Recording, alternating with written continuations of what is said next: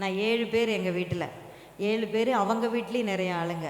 ஆனால் வந்து நம்மளோட பொண்ணுனாலே நம்மளோட வீக்னஸ் என்ன தெரியுமா? நம்ம வந்து வீட்டுக்கு விருந்து வந்தால் இளவரசி சூப்பராக சாப்பாடாக்குவா, இளவரசி நல்லா மீன் குழம்பு வைப்பா, இளவரசி நல்லா மீன் கோழியெல்லாம் நல்லா சூப்பராக வைப்பான்னு சொல்லுவாங்க. நான் சொல்லமுன்னா எனக்கு ஒரு இந்த ஷோல்டர்லாம் இது பண்ணுற மாதிரி நம்மளுக்கு ஒரு அகங்காரம் இருக்கும். எப்படின்னா நல்லா வைப்போம்ல, அவங்கெல்லாம் நல்லா சாப்பிடுவாங்க, அவங்கள ட்ரீட் பண்ணுறது என்னோட பெரிய ஒரு ஹாபி. அந்த இது வந்து நான் பிஸ்னஸ் நான் பண்ணிக்கிட்டு இருந்தாலும் நான் இதுவும் பண்ணிக்கிட்டு இருந்தேன். அப்போலாம் மனசில் என்ன நினப்பு தெரியுமா? நம்மளுக்கு ஏதாச்சும் ஒன்றுனா நம்ம ஆளுங்க சுற்றி இருப்பாங்க அப்படிங்கிற ஒரு ஆசை இருக்குது, நம்பிக்கை. அந்த ஒரு டைம் வரும்போது தான் நம்மளுக்கு தெரியும், நம்மளுக்கு யாருமே இல்லை, நீ மட்டும்தாண்டி இளவரசி இங்கே இருக்க, இந்த உலகத்தில் யாருமே உனக்காக வேண்டி இல்லை அப்படிங்கிறது புரிய வைக்கிற ஒரு டைம் தான் அது.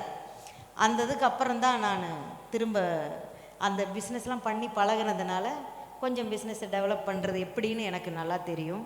அதனால் நான் ரயில்வே ஸ்டேஷனுக்கு ஆப்போசிட் சைடில் ஒரு இந்த என்ன சொல்லுவாங்க, ஒரு சின்ன கடை, கரண்டு தண்ணியெல்லாம் இல்லாத ஒரு கடை கிடைக்கிது. அதை கொஞ்சம் கொஞ்சமாக டெவலப் பண்ணுறேன், பிஸ்னஸை நெக்ஸ்ட் லெவலுக்கு கூப்பிட்டு போகிறேன். அப்படியே நெக்ஸ்ட்டு கடை அப்படின்னு சொல்லி ஒன்றொன்னா ஆரம்பிக்கிறேன். இன்றைக்கி நான் கேரளாவிலே சிறந்த தொழிலதிபராகவும், இந்தியாவிலே சிறந்த தொழிலதிபராகவும்,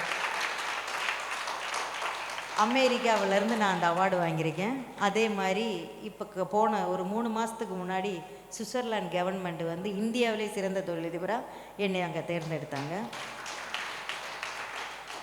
இப்போ வந்து ஒரு 1000 அவார்டுக்கு மேலே நான் வாங்கியிருக்கேன். இது எல்லாமே என்னோடய ப்ராடக்ட்டு தான் எனக்கு கொடுத்துச்சு, என்னோடய தொழில் தான் என்னை இப்போ எல்லாத்துமே இன்றைக்கி நிற்கிற இந்த சேர் தந்ததெல்லாம் இந்த தொழில் தான்.